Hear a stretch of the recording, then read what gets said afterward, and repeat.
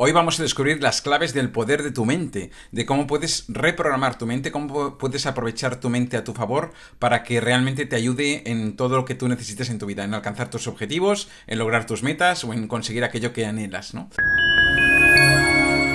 Bueno, para empezar me gustaría distinguir un poco lo que es cerebro y lo que es mente. El cerebro es el órgano físico que tenemos y la mente es lo que sucede ahí dentro, ¿no? Los procesos que pasan dentro de este órgano físico que es el cerebro, ¿no? Por decir algo, podríamos hacer la analogía de que el cerebro es el hardware, es el ordenador y la mente es el software, son los programas que hay dentro del ordenador, ¿no? Y al final entender al cerebro nos ayuda a gestionar bien nuestra mente, a gestionar bien estos procesos que tenemos dentro del cerebro y que nos ayudan a, como te decía, pues a poder perseguir y alcanzar los objetivos que deseamos, las cosas que queremos en nuestra vida. Me interesa mucho que aprendas esto porque realmente cambiar esto, gestionar bien nuestra mente, nos cambia nuestra vida. Nos permite alcanzar hitos que hasta ahora no habías podido alcanzar seguro. La cuestión es que, fíjate que es uno de los órganos más importantes, si no el más importante del ser humano, pero de los que menos se conocen. Piensa que el cerebro tiene una proporción del peso corporal de tan solo el 2%. Nuestro cerebro es el 2% de nuestro cuerpo, pero sin embargo consume el 20% de nuestra energía. Son 100.000 millones de neuronas, que se dice pronto, funcionando constantemente, ¿no? Procesando millones de bytes de información constantemente, ¿no? Y es el órgano más potente que tenemos, pero probablemente también sea el más desconocido. El cerebro, y no me voy a hacer muy pesado con esto, pero para hacer una introducción como muy sencillita y muy rápida, nuestro cerebro se compone como de tres bloques distintos, ¿no? La parte como más del interior del cerebro, que es la parte más primitiva, que sería lo que se le llama el cerebro reptiliano, que es el que se encarga de las funciones más básicas de respiración, de necesidades fisiológicas, es el que nos permite salir disparados cuando necesitamos ponernos en una situación de defensa o de ataque, ¿no? Por eso se le llama reptiliano, porque es el que compartimos con los reptiles, ¿no? Y que es el que nos permite estas situaciones más impulsivas, más inmediatas, ¿no? Luego tenemos la segunda capa, que sería el cerebro límbico, que es el que se encarga más de las funciones más relacionales de la expresión verbal, en el que ya se empiezan a forjar las emociones básicas como el miedo, el amor y demás, ¿no?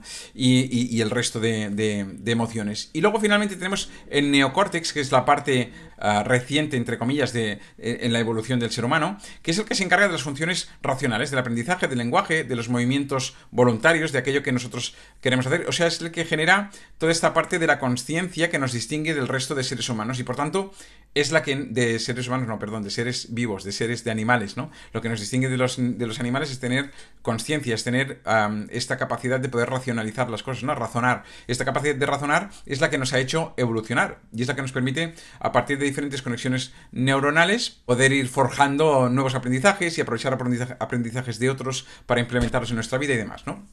Y la base para que podamos entender cómo podemos trabajar con nuestro cerebro es darse cuenta de que el cerebro es un órgano, imagínate que fuera un terreno blando, ¿no? En el que las conexiones neuronales, conexiones entre neuronas serían como caminitos. Entonces, en un terreno blando, cuando nosotros tenemos un hábito concreto, que es una conexión para hacerlo muy sencillo, es como una conexión entre neuronas, que es lo aprendido. En este terreno blando, que es el cerebro, cuanto más pasamos por este recorrido, más queda marcado el camino, más desaparece la maleza y más fácil nos es pasar por ese camino. Entonces siempre acabaremos pasando por ese camino y nos será muy difícil pasar por otros caminos, es decir, pensar de otra manera, actuar de otra manera. Sin embargo, si nosotros creamos un nuevo caminito, será difícil pasar por ahí porque habrá maleza, es complicado, pero cuanto más pasemos, más se va alisando el camino, más va desapareciendo esta maleza, más fácil es encauzar ese nuevo camino. Y lo mismo cuando dejamos de transitar por el otro, que vuelve a crecer la maleza. Con lo cual, un cambio de hábito se trata de dejar de transitar por ese antiguo camino y empezar a transitar cuantas más veces mejor por el nuevo camino. Y a partir de ahí, logramos que nuestro cerebro actúe de manera inconsciente rápidamente. Que logre olvidar lo antiguo que a lo mejor no nos iba bien o no nos es beneficioso y poder instalar lo nuevo, que es lo que nos sirve y lo que nos va a ayudar, ¿no? Transitar ese camino nuevo repetitivamente es lo que nos permite incorporar nuevas habilidades, ¿no? Es lo que nos permite ir aprendiendo nuevas funcionalidades de este software para que podamos actuar en nuestra vida, ¿no? Y hay algo que para mí es súper fundamental también conocer, que es que mucha gente no es consciente de que las grandes decisiones que tomamos en la vida, tú piensa en cualquier decisión importante y grande que hayas tomado en la vida, y si lo analizas bien te darás cuenta que las grandes decisiones las tomamos emocionalmente y luego las justificamos racionalmente. El ser humano es experto en actuar, en decidir emocionalmente y luego justificárselo racionalmente.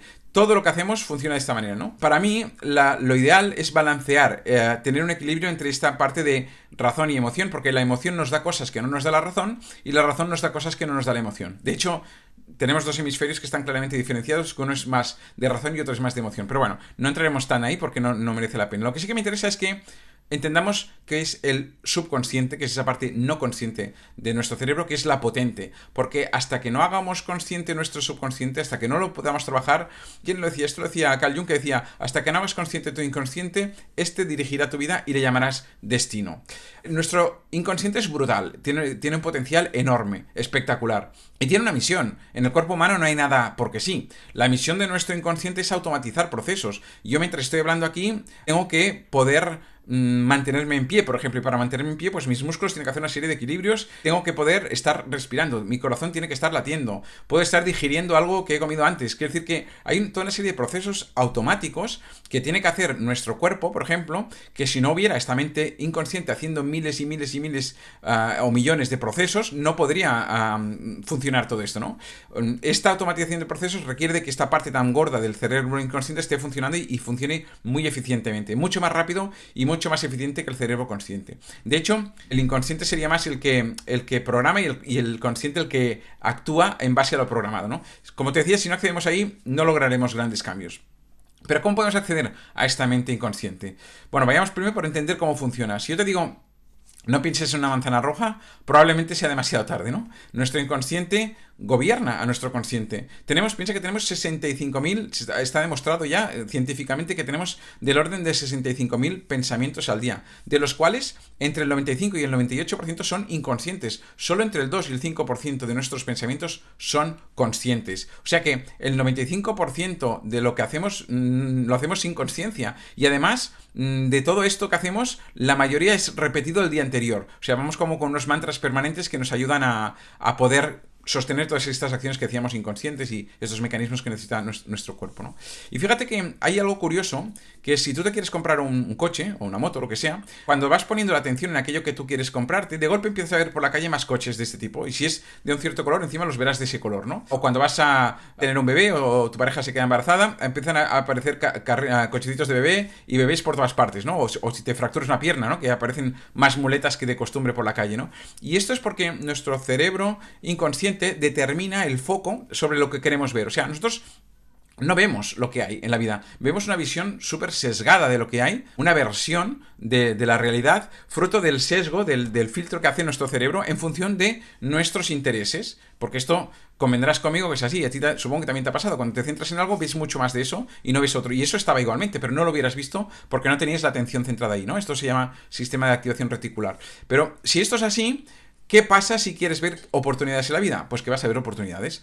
¿Qué pasa si quieres ver desgracias y que no hay oportunidades y que todo es una mierda? Pues que vas a ver eso. Entonces, es muy importante poder acceder a nuestro inconsciente y modelarlo para esto, para que dirijamos nuestro cerebro hacia lo que nosotros queremos que vea. Porque ahí es donde podemos generar oportunidades muy interesantes que van a hacer que logremos aquello que nosotros queremos. Si queremos oportunidades de crecimiento, de desarrollo, de expandir nuestra conciencia o de expandir nuestra economía, pues pondremos el foco ahí. Es un poco el mismo trabajo que hacen los algoritmos de las redes sociales, que en función del contenido que tú ves te van dando más de eso, ¿no? Y al final te va aportando aquello que tú ya estás buscando porque le has creado este filtro, este sesgo, fruto de lo que tú has ido viendo, de tus intereses, ¿no? Pues nuestro cerebro ya hace esto de manera inconsciente. Y eso, lo bonito es que lo podemos jugar a nuestro favor, porque cuando sabemos que esto es así, si nosotros podemos modelar a nuestro cerebro para que vaya esta parte de hacernos ver aquello que nosotros queremos ver, nuestra vida irá dirigida hacia allí. De ahí se basa mucho de lo que es la ley de la atracción o la ley del secreto. Ya hablaremos largo y tendido en otro vídeo de esto, ¿no? De cómo funciona. Que yo creo que funciona y funciona muy bien siempre y cuando se tengan en cuenta un par de cosas que no se suelen tener en cuenta. Ya lo hablaremos. Pero lo que me interesa sobre todo es que te lleves esta parte de decir, oye, nuestro cerebro es mucho más plástico de lo que nos han dicho, mucho más moldeable de lo que nos han dicho. Podemos cambiar. El es que yo soy así ya no vale. Ya no vale que nadie, no, es que yo soy así. No, tú puedes cambiar y yo igual. Todos tenemos una capacidad, si queremos, de poder cambiar completamente nuestra manera de ser, nuestros comportamientos, incluso mucha parte de nuestra personalidad. El tema es que uno quiere hacerlo y que se lo trabaje y que vaya trabajando, incidiendo en este inconsciente, que es el que nos hará entender que entre nuestras dos orejas tenemos una máquina súper potente, pero es como si nos hubieran dado un Ferrari sin carnet de conducir, o como si tuviéramos una máquina enorme sin manual de instrucciones, ¿no? No somos conscientes del gran potencial que tenemos. Así que nada más, hasta aquí lo dejamos hoy y seguimos mañana con más vídeos. Hasta pronto, chao.